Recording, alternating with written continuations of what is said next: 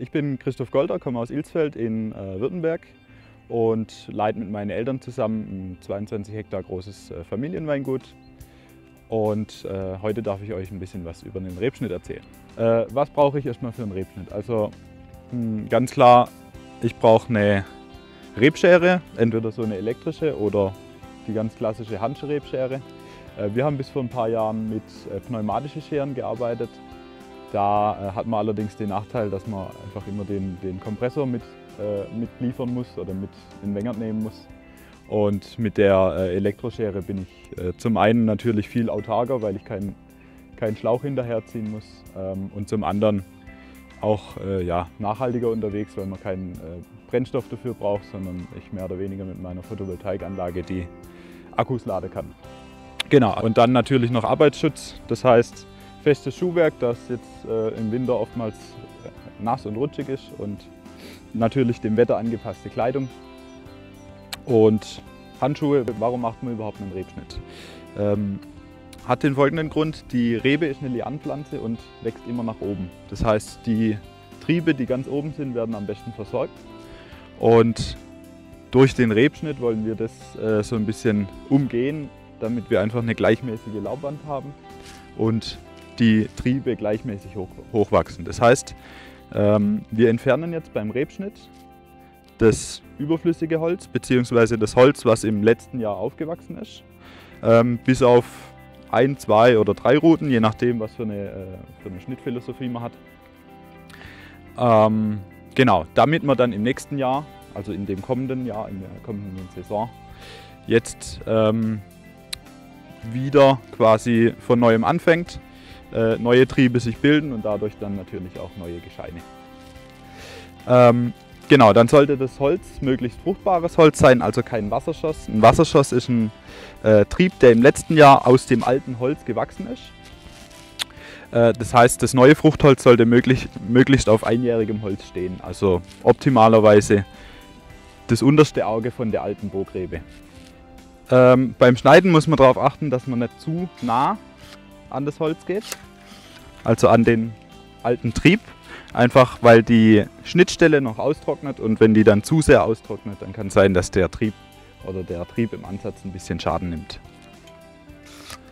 Genau, alle überflüssigen Triebe, alle überflüssigen Wasserschosse, die am Kopf sind, die ich nicht brauche, die schneide ich gerade weg, sodass da möglichst kein Zapfen ist. Und dass mein Stock einfach oder mein Kopf einfach möglichst sauber bleibt und es nicht irgendwann ganz viele Verwinkelungen gibt. Wir schneiden jetzt hier auf 2 Ruten. Davon wird eine flach gebogen, wie man hier sieht. Und die andere ist, weil das hier ein relativ guter ein guter Spätfroststandard ist. Das heißt, hier haben wir öfters im Frühjahr Fröste. Belassen wir noch eine Frostrute, das heißt, die biegen wir auch nicht, sondern erst, falls es zu einem Spätfrostereignis kommt, wird dann die gebogene entfernt und die im Optimalfall noch bessere oder einfach weniger verletzte Frostrute dann runtergebogen. Das mit dem Thema Zapfen ist so: Wir haben ja manchmal Wasserschosse, die aus dem Kopf austreiben. Wenn ich die jetzt direkt anschneide, sagt man, dass die deutlich weniger fruchtbar sind, das heißt auch weniger Trauben bilden. Wenn ich die jetzt zu einem Zapfen schneide, das heißt, ich lasse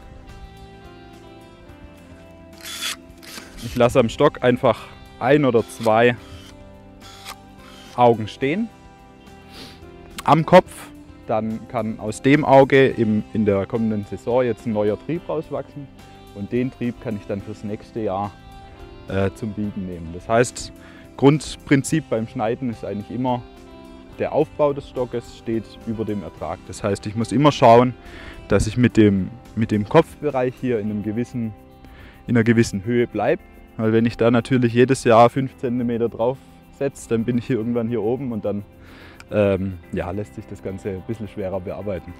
Generell zum Holz gibt es natürlich auch noch zu sagen, dass es nicht zu mast sein soll. Das heißt, die Triebe sollten nicht zu dick sein, einfach weil sie dann beim Biegen deutlich leichter brechen.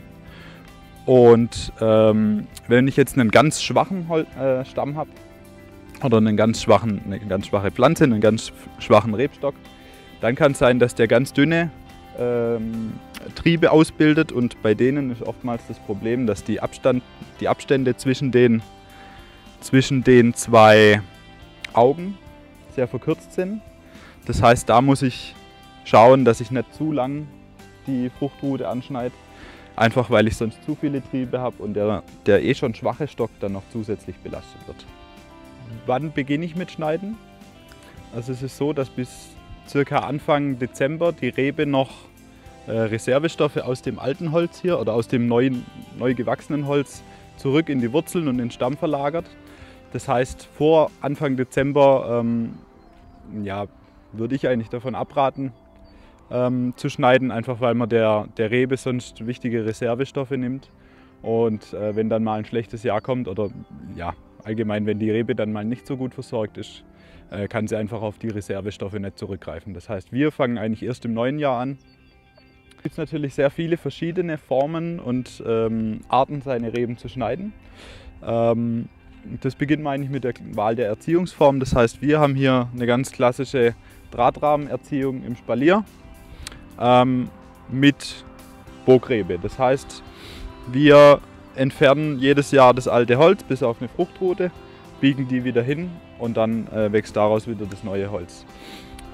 Es gibt auch die Möglichkeit, einen Zapfenschnitt zu machen. Da schneide ich im Endeffekt hier oben an dem einmal gebogenen Holz, schneide ich lauter Zapfen mit 1 bis 2 Augen und lasse daraus dann die neuen Triebe wachsen.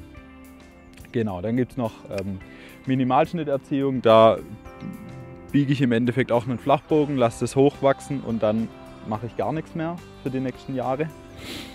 Da wird so ein bisschen auf die Selbstregulierungsmöglichkeit der Pflanze gepocht oder sich darauf verlassen. Das ist dann der klassische Nichtschnitt. Und dann gibt es noch eine Vielzahl anderer Erziehungsformen, wie der Einzelpfahlerziehung, die sehr an der Mosel verbreitet ist, wo einfach sehr steile Hänge sind, die eigentlich nicht befahrbar sind. Wir haben einfach, weil es für uns das Praktikabelste ist und ja auch ganz viele Maschinen und so weiter darauf ausgelegt sind, uns für die Drahtrahmenerziehung entschieden und gehen deshalb eben jedes Jahr raus, schneiden zurück und genau, biegen danach.